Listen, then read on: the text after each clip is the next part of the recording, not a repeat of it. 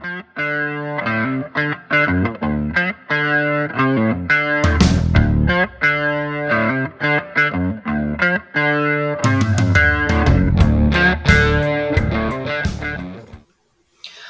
up, guys? I'm Devin Harrington, the average Gen Xer. Welcome back to the channel.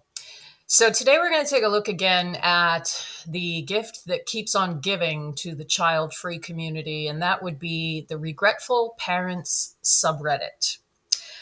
And I say that not to make fun of parents who regret their decision to have kids, but just to point out that the stories that you can find there are really a cautionary tale from which anyone who is either on the fence about having kids or child-free peeps who just wonder if they should stay that way, they can all benefit from reading. So this subreddit went dark recently.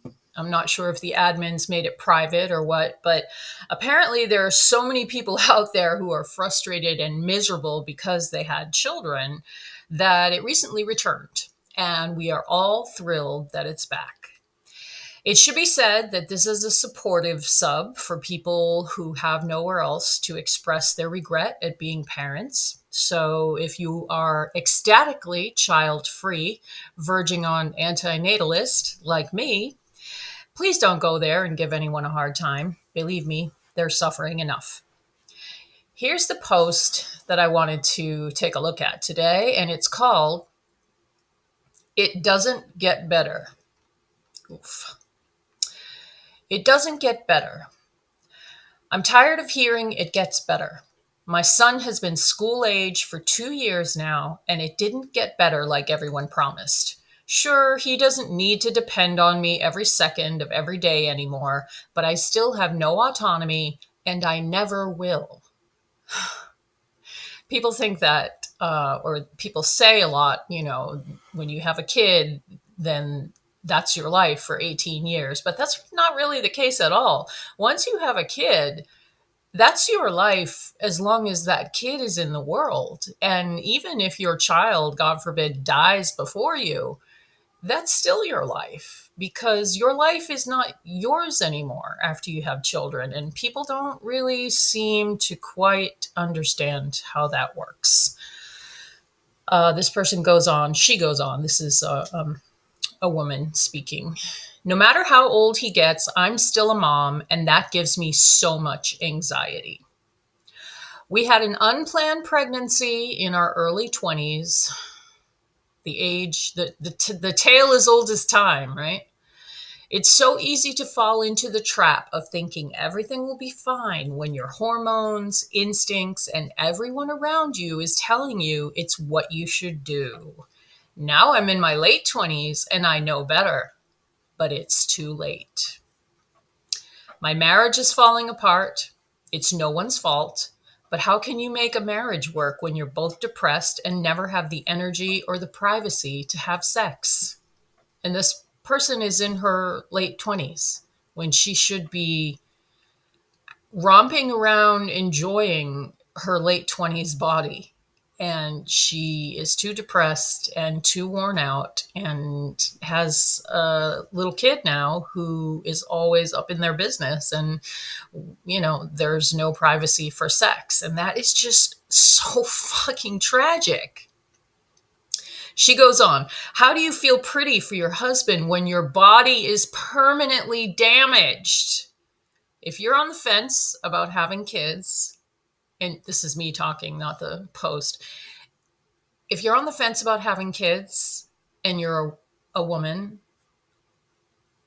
or you are the person who is going to give birth, please do look up 4th degree vaginal tears, because they are far more common than people let on.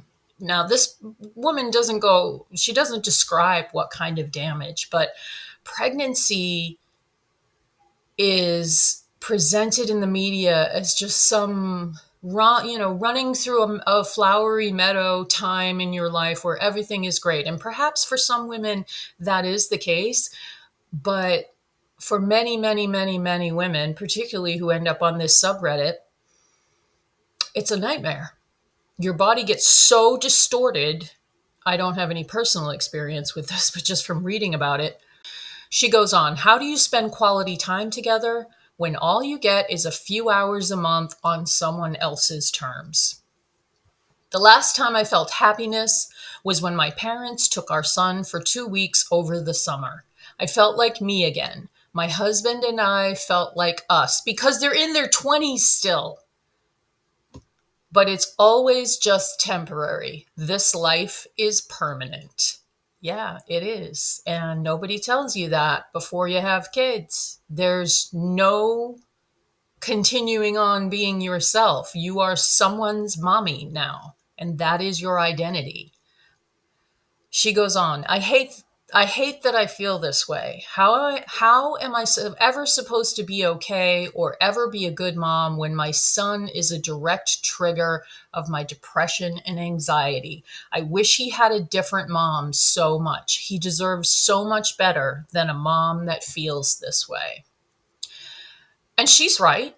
Every child that is born should be born to parents who are thrilled to be parents, not young people who are still so young that they are not capable of making clear decisions like that.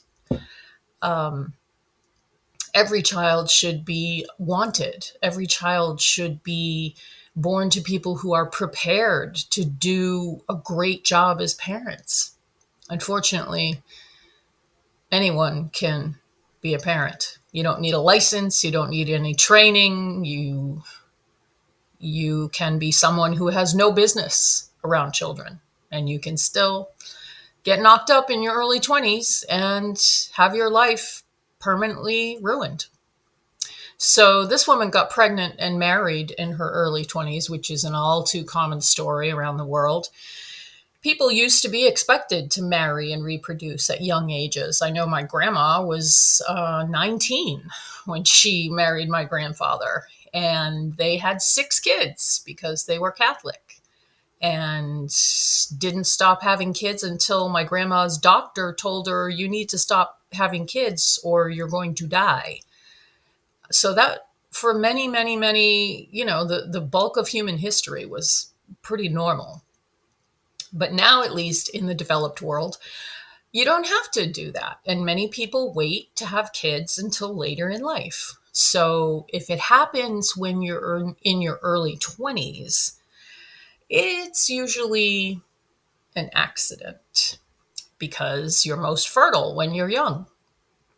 The problem is, you don't even have a fully developed brain yet in your early 20s. The prefrontal cortex, the part of the brain which controls judgment, doesn't finish developing until about age 25. So you can't make the kind of thoughtful decisions that you're capable of making even in your late 20s, a few years later, when you have a bit more life experience. And the thought of doing something as permanent and life altering as having a kid, married or not, in your early 20s should be absolutely terrifying to everyone. But it's not. People listen to their family members or their religion, or they're influenced by societal norms. And it is human nature. It is our nature to want to fit in and to be part of the tribe so we feel safe. And people think, oh, babies are cute. It'll be fine. And then they end up on the Regretful Parents subreddit. So I always try to give a little Gen X perspective on things that I talk about on this channel. So 2 stories from back in the day in my early 20s, which was many lifetimes ago, it seems. I had an accidental pregnancy back in the mid 1990s. And those were the good old days in the United States, where abortion was federally legal, safe, and available nationwide. And so when I think of if I had been influenced by anyone but myself and my own thoughtful, well thought out decision, and had a fucking baby in my early 20s with that piece of shit that I was dating at the time, it really makes me just feel sick to think about it. I that relationship is something that I look back on and I cringe. Like, I just wish I could erase it from my memory. But that's what you do in your early 20s. You make mistakes, so you learn. You don't accidentally get pregnant and decide to marry that person and spend the rest of your life with them. That's no baby deserves that kind of situation. So the point is, I am super grateful that I was living in a time and a place where I had choices, and I have zero regrets about the choice that I made. And the second story, which relates to regret, since we're talking about regretful parents, like I said, we all tend to do crazy things in our early 20s. And as I've mentioned before on this channel, I had a heroin addiction at that age in my late teens and early 20s. And I ended up contracting hepatitis C from sharing needles in my early 20s. And I got my diagnosis in my mid 20s. I, by that time, was living in New York City, going to school, and I wanted to sell my eggs, which is a thing. You can actually make a really nice chunk of money selling your eggs, and it's a way to help people who are unable to have children of their own. And so you're kind of doing a good deed for people who want kids. And, I was never going to use my eggs to breed, so have at it. And I was young and broke in New York. So at the time anyway, it was a thing to do. So I went to the agency, and they test you for everything under the sun before they accept you into the program. And they called me and told me that I tested positive for hepatitis C, which is a permanent and deadly liver disease. It is most commonly gotten through tattoo needles, IV drug use, blood transfusions. It's that type of thing. So this was very shocking and shameful back in the 90s, because I knew I had gotten it from sharing drug needles. And it was not, people didn't really talk about stuff like that back then. It was a very different time. You had to be there. So I know a few things about regret.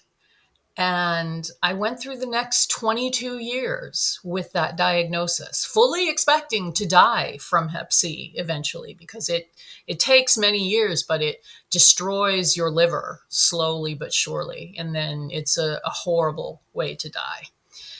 And I spent a lot of time really greatly regretting the foolish, stupid, thoughtless things I did in my early 20s. That was just one moment where I decided to share a needle with someone because I didn't have one of my own. Just one time. And that was that.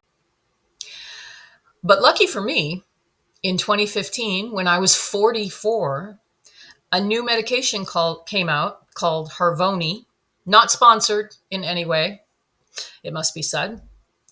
And I took this medication. I took 2 pills a day for 2 months. And then it took about a month for my liver to regenerate any damaged tissue. And that's something you should know about the human liver, is the only organ that is able to regenerate itself once it's been damaged. That's how amazing the human body is. And it does it very, very quickly.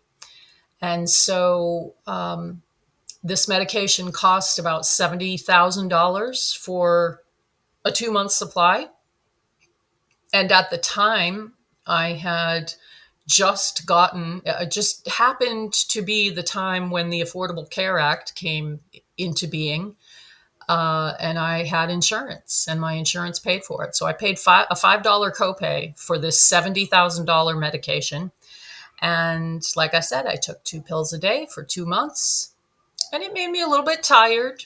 But other than that, no major side effects. And cured of Hep C, which I I didn't expect to live to see the day when science would discover the cure. But after 2 months, or and then a month of my liver regenerating itself without the virus in my system, I was good as fucking new. Hooray, science! If only there was such a simple way to reverse the horrible decision it is for some folks to have kids. So the point is, I am infinitely glad that there are more and more people out there now who have woken up to the fact that society and religion, and to an extent, even their family members, have lied to them. However well intentioned they may be, the human race, until very recently, has needed people to do what's expected of them, to keep producing new members of the human race. So we have enough people around to do all the work and carry on all the names and take care of all the old people and all the crap that you hear as to reasons why people have children. But now there's 8 billion of us motherfuckers on the planet, and the earth cannot sustain that. And that could certainly be a whole other video of its own. Anyway, I'm very glad that populations around the world are declining. And though I'm certainly in the minority here, I definitely hope that the human race will just die out one day and the planet will have a chance to regenerate itself from all the damage that we have done to it. Much like my liver. So while we're on that subject, if you're interested in reading about that concept, the concept being the earth being cured of the virus with shoes known as the human race, to paraphrase the late great Bill Hicks, please do check out one of my most favorite books. It's called The World Without Us by Alan Weissman. And this book is basically a thought experiment that describes what would happen to the planet if one day the entire human race, and only the human race, just suddenly disappeared. Oh, happy day. And the book goes through how many hundreds of thousands of years it would take for all of the skyscrapers to crumble and fall, and for nature to reclaim all of the man-made structures. And it's an epic story because it covers millions of years and the slow progression of how the earth would heal itself, and how massive packs of wild dogs and feral cats would appear from all the pets left behind, and many other fascinating concepts. So it's just a brilliant and very moving book about how the earth would heal itself if we were suddenly all gone. I totally cried reading this book, and I don't cry easily at any media. So if that sounds interesting to you, I'll link it below, and please do check it out. And that's all I have for you today, guys. Thanks so much for watching. Please, please, please like, comment, even just to say hello. Please do subscribe, share the videos if you are so inclined. I would absolutely love you forever and build shrines to you everywhere if you would do that. Thanks so much, and I will see you in the next video.